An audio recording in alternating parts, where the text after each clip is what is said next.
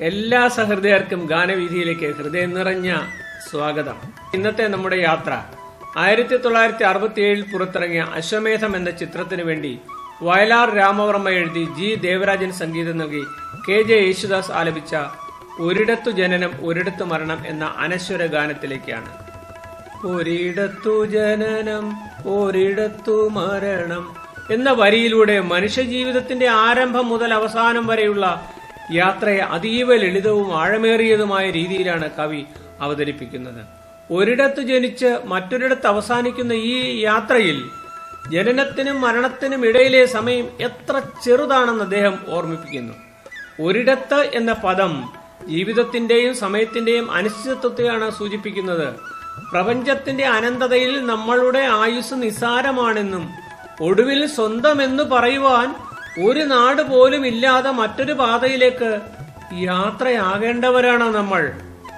മോഹങ്ങൾ അവസാന നിമിഷം വരെ എന്ന വരിയിലൂടെ ജീവിതത്തിന്റെ അവസാന ശ്വാസം വരെ മനുഷ്യൻ ആഗ്രഹങ്ങളുടെയും മോഹങ്ങളുടെയും ബന്ധനത്തിൽ കഴിയുന്നു എന്നും അവയെല്ലാം മരണത്തിന്റെ മുന്നിൽ നശ്വരമാണെന്നും കവി നമ്മെ ഓർമ്മപ്പെടുത്തുന്നു.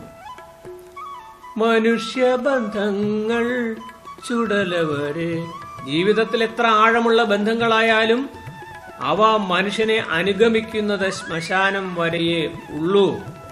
മരണത്തിനപ്പുറം അവശേഷിക്കുന്നത് സ്നേഹവും മനുഷ്യൻ ബാക്കി വെക്കുന്ന ജീവിത മൂല്യങ്ങളുമാണെന്ന പ്രപഞ്ച സത്യമാണ് കവി ഈ വരികളിലൂടെ വെളിപ്പെടുത്തുന്നത്.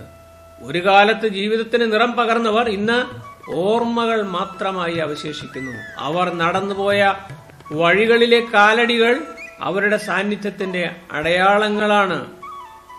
ഈ മണ്ണിൽ കിടക്കുന്ന കൊഴിഞ്ഞ പൂക്കൾ. മരണത്തിന്റെ അതിർത്തി കടക്കുമ്പോൾ മോഹങ്ങളും മായിക ബന്ധങ്ങളുമാകുന്ന അഴുക്ക് വസ്ത്രങ്ങൾ ഉപേക്ഷിച്ച് മനുഷ്യൻ ശുദ്ധീകരിക്കപ്പെടുന്നു. എന്നാൽ കവിക്ക് മരണം ഒരു അവസാനമല്ല, പ്രപഞ്ചത്തിന്റെ നിത്യചക്രത്തിൽ പുതിയൊരു രൂപത്തിലേക്കുള്ള പരിണാമം മാത്രമാണ്. ജീവിതം ജനനത്തിനും മരണത്തിനും ഇടയിലെ ഒരു ചെറു യാത്ര മാത്രമാണെന്ന് ഉദ്ബോധിപ്പിക്കുന്ന വരികളാണ് കവി ഈ ഗാനത്തിലൂടെ നമ്മൾക്ക് സമ്മാനിക്കുന്നത്.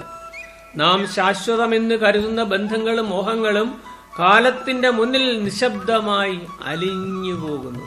എന്നാൽ സ്നേഹവും സത്യവും ജീവിതം പകർന്നു നൽകുന്ന അനുഭവങ്ങളുമാണ് മനുഷ്യനെ മരണത്തിനപ്പുറവും അനശ്വരനാക്കുന്നത്. എല്ലാ സഹചാരികൾക്കും എന്റെ വിനീതമായ പ്രണാമം.